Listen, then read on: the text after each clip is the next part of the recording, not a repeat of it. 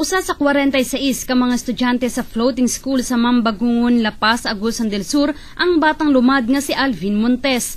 9 anyos na kini apan bag-o ra na human sa grade 1. Gawas man gud nga naglisod ang iyang ginikanan sa pagpaeskwela, bugtong ang floating school lamang ang anaa sa ilang lugar. Walay bangko og nangadawt ang eskwelahan namo didto.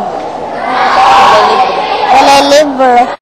Napulo ka kilometros ang kalayon sa marshland gikan dinhi sa poblasyon sa La Paz, Agusan del Sur. Hinungdan nga naglisod pag-eskwela ang mga bata. Busa kadaghanan kanila nagantos na lamang pag-eskwela sa floating school sa alternative learning system. Samtang ang nag-inusarang magtutudlo sa maong tulungaan sa marshland, 2 ka oras gaanto sa pagbaklay ug 1 ka oras usab nga biyahe sa Baruto aron lang matudloan ang mga bata. Mga umigtabang sa atong gobyerno nga makuha na bago nga eskwelahan dito ug madugawang pud ang teacher kay ako ra in taon dito isa. Dihang nahibaw-an sa Ambassador of Goodwill sa United Nations nga si Gion Gunay ang kahimtang sa Mambagungon, wala siya nagduha-duha sa pagtanyag og scholarship sa mga bata.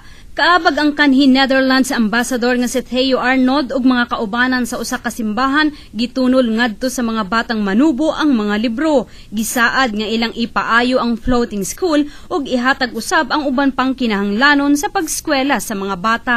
Advocacy for culture and the arts, and culture relies on our very extinct Manobo tribe, and I believe so that they need to be benefited with whatever the world has to offer. Gikalipay sa panggamahanan lokal ang gihatod nga tabang sa ilang probinsya. To grant scholarship to our Lumad people in the province. So this is a very good program because this program is complementing our existing scholarship program in the province in trying to help our people through education. Giklaro usab sa Vice-Gobernador nga nagpabiling malinawon ang probinsya ug isolated case lamang ang nahitabong pagpangdagit sa prosperidad.